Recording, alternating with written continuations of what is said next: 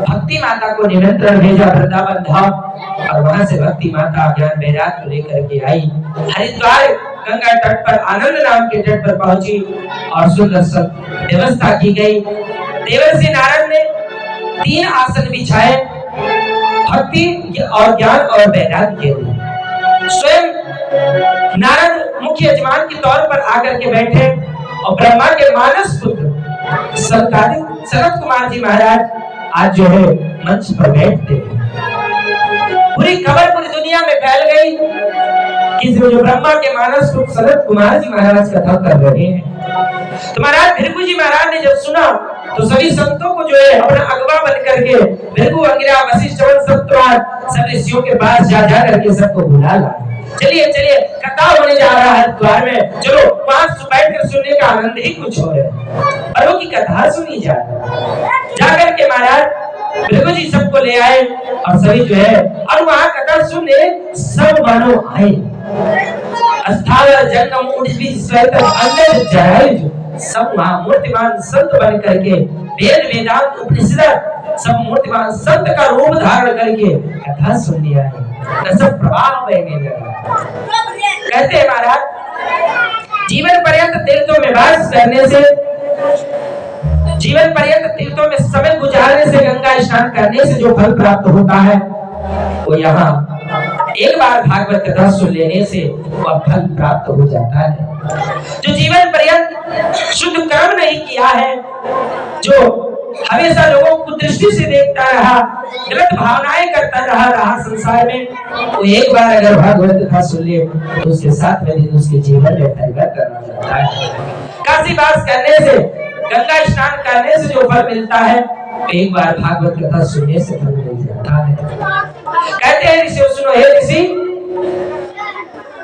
सनत कुमार जी कथा कहते कहते सुनो, जो अपने माता पिता को सदैव सताता रहा हो, जिसके अच्छे कर्म न रहे हो, अगर मर करके वो भूत प्रेत बन करके भटक रहा हो और उसके नाम से अगर एक बार भागवत कथा करा दी जाए तो उसको उस कथा को सुनने से 7वें दिन वो प्रेतात्मा की मुक्ति हो जाती है। नारद जी ने हाथ जोड़ करके कहा महाराज कुछ अनुमति है? बोले हाँ हाँ कहो क्या बात है नारद? बोले महाराज बात कुछ समझ में कम आई, कहा सुनो, बात यह है कि तुंगभद्रा नदी के किनारे एक उत्तम नगर है और उसमें सभी वैष्णव धर्म के पालन करता रहते हैं। उसमें ब्राह्मण भी रहते हैं जिनका नाम है पंडित आत्मदेव शास्त्री। भगवान के बड़े अच्छे भक्त हैं, गंगा स्नान करते, भजन करते, पूजन करते हैं, लोगों को कथा सुनाते हैं। लेकिन घर में बहुत बड़ी समस्या है, उनके घर में बच्चे नहीं है। कोई वृक्ष लगा देते अपने हाथ से, सूख जाता है। एक गाय लाए हैं, काफी समय बीत गया, उसने बछड़े का जन्म नहीं दिया, तुलसी वृक्ष सूख गया, पत्नी घर स्वभाव की है, पता चला मुझे पुत्र नहीं है इसीलिए। कहा पुत्र मेरे नहीं इसीलिए है, वन में पधारे आत्महत्या करना चाह रहे। आज जैसे उन्होंने फांसी का जंगल में जाकर के फांसी का फंदा पेड़ में बांधा, फांसी लगाना चाह रहे थे, तब तक उनको याद आया, उनको प्यास लग गई, तो वो पानी जब उन्होंने सोचा कि जब मरने ही जा रहे हैं तो थोड़ा जल पी करके ही मरे। प्यास से क्यों मरे? तो महाराज जब उन्होंने सरोवर के पास अपने अंजलि में पानी को लिया और जैसे अपने होश से उस पानी को लगाया, उनकी आंखों से आंसू छलछला गए, बहने लगे। बोले परमात्मा को याद किया, वारे विधाता तूने मेरे तकदीर में क्या लिख दिया? अगर तूने आज मेरे नसीब में एक पुत्र दिया होता, एक अच्छा से लाला दिया होता, एक लड़का दिया होता, एक बेटा दिया होता, तो आज मुझे मरना नहीं पड़ता। मैंने क्या बिगाड़ा था तेरा? मैं जानता हूँ कि आत्महत्या करने से शास्त्र कहते हैं कि व्यक्ति की मुक्ति नहीं होती है, उसको जो है नरक भोगना पड़ता है, लेकिन निर्वंश बन करके संसार में जीना भी एक कलंक है। इसलिए महाराज मेरा मरना ही उचित है, अब मैं मरकर ही तब रहूंगा।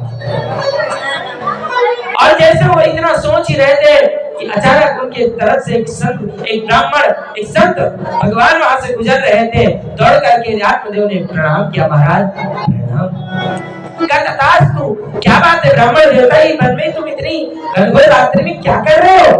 बोले महाराज मैं मरने आया था, मैं मरने जा रहा था, लेकिन अभी तक मैं अकेला मर रहा था, अब तो मेरे सामने मर मेरे सामने। संत घबराए, अरे जो पाप करता उसे देखने वाले को भी उतना पाप लगता है और मेरे सामने मरेगा? बोले हाँ महाराज हम तुम्हारे सामने मरेंगे। बोले क्यों? या तो फिर मुझे वरदान दो, मुझे कोई आशीर्वाद दो कि मेरे घर में पुत्र हो जाए। तो पुत्र के लिए परेशान है? बोले हाँ। अरे बोले छोड़ दुनियादारी, इस संसार में कोई किसी का नहीं है। सूर्य नर मुनि सबकी या रीति और स्वार्थ पाए करे सब प्रीति। यहाँ स्वार्थ का संसार है, यहाँ कोई किसी का नहीं है। अरे बेटा कौन जिनके घर में इतने बेटे होते हैं? अरे देखो तो सही, जो त्रेता युग में रावण के घर के 1 लाख पुत्र थे, कौन किसी रावण का क्या भला कर पाए? कोई किसी का नहीं है। बेटा बेटी चक्कर में ना पड़ो और सब झंझट को छोड़ो और प्रभु का भजन करो, प्रभु का भजन करो, सब कुछ छोड़ दो। संत भगवान के सामने जब संत ने ऐसा ब्राह्मण से कहा, बोले बाबा बैरागी क्या जाने यीशु। अरे एक आंगन सुना पड़ा है, आंगन में छोटे छोटे बच्चे किलकारियां मारकर हंस करके खेलते हैं, उन आवाज को सुनने के लिए कान कब से तरस रहे हैं और इनको यीशु का क्या पता है? महाराज नहीं, मुझे पुत्र चाहिए, नहीं तो जोर से मक्ता को पटका उनके चरणों में और कहा महाराज अगर आज तुम मुझे सुख, आज जो तुम मुझे पुत्र नहीं दे पाए तो तेरे चरणों में मैं अपने प्राण को त्याग दूंगा। संत महात्मा घबराए, कहा कि अगर ये मेरे सामने आज प्राण हत्या करेगा तो मुझे ब्राह्मण हत्या का दोष लग जाएगा। हाथ को झोली में डाला, तुरंत एक फल निकाला और फल को देते हुए संत ने कहा जाओ ब्राह्मण, ये मेरा आशीर्वाद है कि तेरे घर में आज के 90 माह में संतान की उत्पत्ति होगी। इसलिए हे राजन, ये ब्राह्मण देवता अपने पत्नी को खिला देना, कहना कि सत्य बोले, नियम पालन का ध्यान करे, भगवान का भजन करे, तो एक सुंदर सा लाला सत्कर्मी पुत्र तुम्हारे घर में सच्चा भगवान का भक्त जरूर। अच्छा महाराज? बोले हाँ। ब्राह्मण देवता फल को लेकर के फूलते हुए दौड़ते हुए बड़े प्रसन्न मुद्रा में होकर के वहां से आ रहे हैं। ब्राह्मण फूले नहीं समाये और दरवाजा खटखटा, अरे सुनती हो? अंदर सुन के पत्नी धुंधली निकली। बोले हाँ बोलो। बोले मैं तेरे लिए फल लेकर के आया। बोले यही फल लेकर के आया, इसीलिए इतनी जोर से कोड़ा रहे थे? बोले हाँ, क्या तुम्हें फल नहीं अच्छा लगता? बोले अपने बाप दादा के राजमायस फल बहुत खाओ। हम जाना 9 लखा हार लेके आए, अपने भाव से गोरावत है, तुम ये फल लेके आए हो, बिगड़ने लगी। एक बात और बता दे, हमारी माताएं बहनों का स्वभाव होता है, जब नहीं अपने नैहरे ससुराल जी है तब बताई है जाना था। हाँ, हम अपने पप्पा घरे 400 रुपए वाली किलो नमकीन आवत रही, वही चाय पियत रहे। भैया ए अर्गन भैया, बाबूजी कहीं है जाना था तो रे का है। हाँ, हमरे पप्पा के राजमा 2-4 किलो फल सही जाता रहा, जरा तू खरीद ना पाए होता बाहर जाता रहा। और जब सवेरे नाश्ता होता रहा तो 400-800 किलो जो रुपए नमकीन नहीं बाहर से नाश्ता होता, तो तू अपनी जिंदगी में कबाड़ ना खाए थे, जरा अपने पप्पा के राजमा खाया है। अब चाहे हुआ राबे ना केस हो, लेकिन अब बड़वर की पप्पा के बड़वर की हाय दादा, अब होली निरान है चाहिए है तब देखियो। हाँ तो बहुत जन के नहीं फोन आएगा बहनी भौजी। हाँ भौजी कहे का बात है बहनी, काहे आसो बलियम ना आई हो? नहीं आई बे। हाँ तो कहीं बहनी 10 रोज पहले चली आए हो, और जाना तो काहे 10 रोज पहले बुलावा थी, तुम्हें निःशुल्क खाना खवाए करती नहीं बुलावा। कहते नहीं भैया पहले चलिए। हाँ हाँ भाभी हम चलिए, कोई टेंशन ना लीजिए भैया। अरे कहाँ करियो भेज कर हमरे है ना हाँ, अब है वही पटे ही है, लेकिन भैया ना गए काहे ना हमें भैया ही है तो पेट्रोल एक खर्चा लागी तो भैया रुपया कहे जाए। ये चाहे बेचारू सारा दिन जो मैं कहूँ ड्यूटी कह के आए हो, हाँ चाहे 50 किलोमीटर चलाए कार में गाड़ी। ये सुनो, हाँ तो कलिया नहीं है चले रहा तो कहीं रुको तो ना, हाँ ये नहीं हो सकता, हाँ हमको कल जाना है तो जाना है, अब तो रुपया पैसा हो चाहे ना हो, अब कल जाएगा भैया ना नया तू चलो जाओ बैठेगा।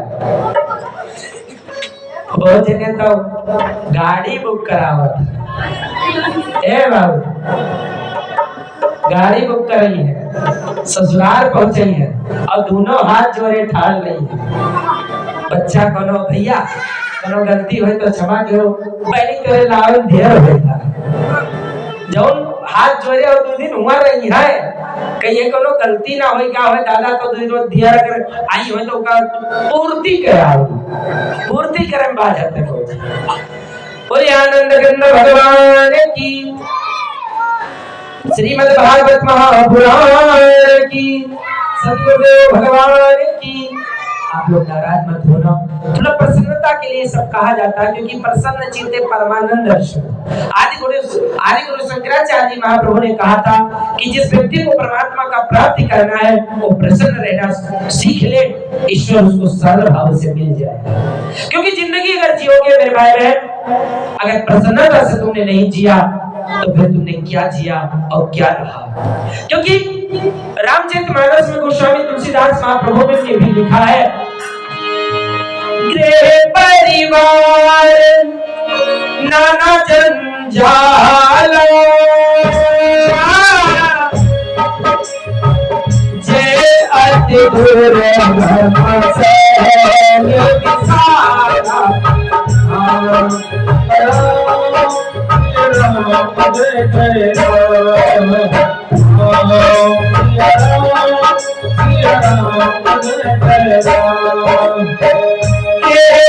परिवार नाना जन जे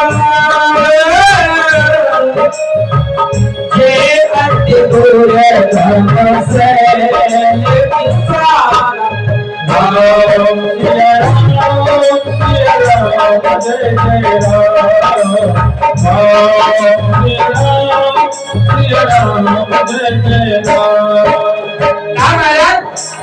गृह परिवार नाना जंजाला जे अति दुर्गम शैल विशाला। क्योंकि गृह परिवार तो बहुत कठिन है, पर्वत से भी बढ़ करके है, इसलिए उसमें थोड़ा प्रसन्नता तो नहीं हो सकती। लेकिन भगवान के दरबार में आए हैं तो थोड़ा प्रसन्न रह करके कथा का पुष्पान करें। बोले भागवत भगवान की।